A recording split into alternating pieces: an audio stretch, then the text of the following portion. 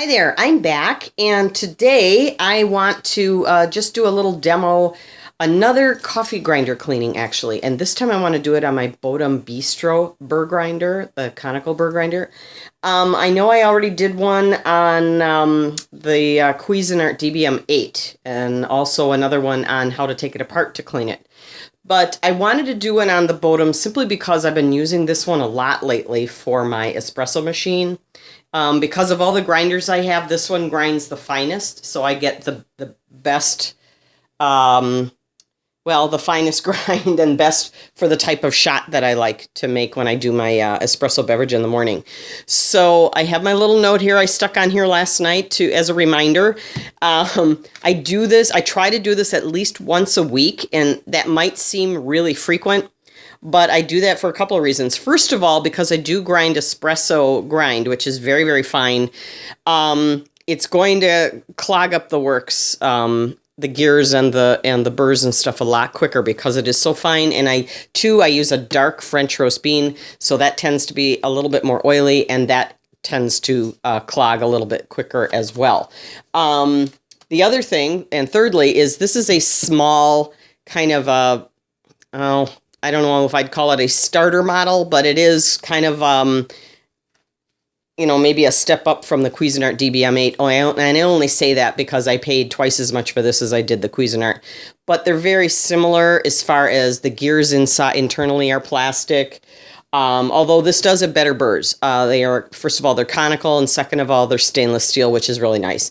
So I'm going to do a cleaning on this just because I've noticed when I've been cleaning it, since I've been doing this really ultra fine grind on here, there is little slots I'll show you when I take the bean hopper off.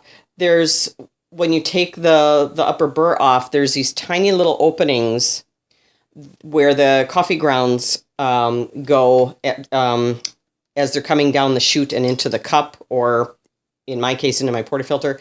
And I'm finding that it gets stuck, and I'm in there with a tiny brush and I still can't get all of it out, and it does get clogged.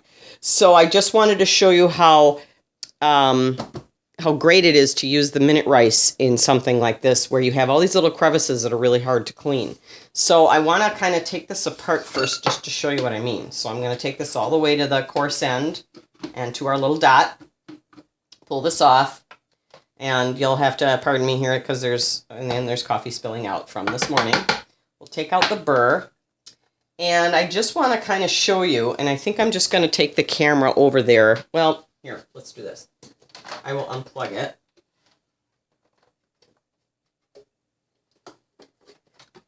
And kind of see how close I can get to show you what I'm talking about here. So here's the lower burr. And you can see there is coffee in there. I'm going to turn this around so I don't dump it all on the floor. But I hope you can see, but down past this burr and down, there's like a little crease down in here. You see how dark that is? That's all white plastic, and you should be able to see the white. And if I were to just brush all this out, it would still be stuck in there. So I'll show you what I mean here. If I were to just kind of, do this and brush all this coffee out and try to knock as much out as I can, there's a lot of coffee falling out of there. But here, if you see down in there, there's still a lot of like dark brown in there. There's still a lot of fine coffee grounds stuck in there.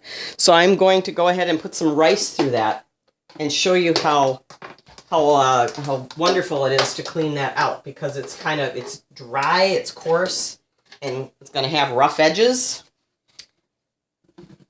So it's going to sweep all that out of there. And I don't need it ultra fine. I'm going to put it up here in kind of the coarser range. All right. Oh, I need to put my burr back in. Hello.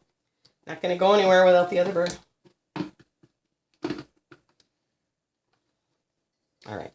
Now we'll put our cup in there. Some rice. Okay, and this is probably a couple tablespoons, something like that.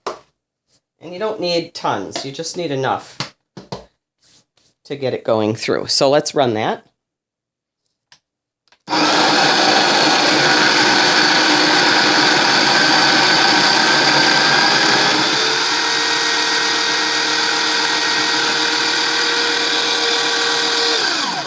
go ahead and turn it off because I know it all went through. You could hear it. So let's open this up. Take out the upper burr, and I'm just going to give it a couple taps so that I can get as much dust out of there as possible. And you can see there is some coffee in there. See the dark down in there. All right. There's a lot of coffee all over the counter here that just, well, here, let me show you.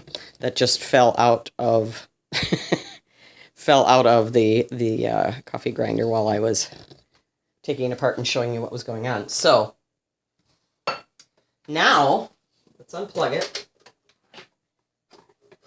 Now when I'm going to bring it over to you, I haven't even brushed out the rice yet, but look at the difference. You can see all the light getting down in there now. You can see the white at the bottom of that burr chamber there where the lower burr is fixed.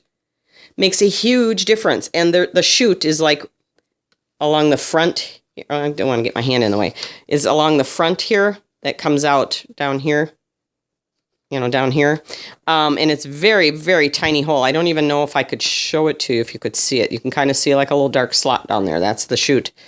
And when this spins, this gets full of coffee and it kind of deposits it down that chute. The trouble is, it's because it's such a fine grind, and I do that a lot. If I were to go back and forth between that and anything coarser, it would probably sweep it out more regularly. But I use this primarily for ultra fine grind to make espresso, so it is going to get stuck in there. So I found that if I do this rice trick at least once a week, I keep it clog free. I did have it clog a couple of times about a month ago, and I got a little scared because it started to kind of make this whiny sound. I thought, oh, that's really struggling. So I turned it off, unplugged it, took it all apart, cleaned it out. And I think the second time I just let it go too long between cleanings, and that's how it did it again. But I caught it. I heard that funny noise where the pitch got a little higher, and I immediately shut it off and unplugged it because I knew what was going on. You can see a little rice dust coming out of there. So, and then basically it's pretty much the same as the Cuisinart. You're going to clean your burrs, except that it's not, attached to the bottom of the bean hopper like it is on the Cuisinart. So I'm just giving this a really thorough brushing. And you see it really gets all the, the coffee and all the brown and the oils and everything off of there. It's a shiny clean. Works really, really well. I really like this method with the rice. I don't know if you can't find minute rice or an instant type of rice near you.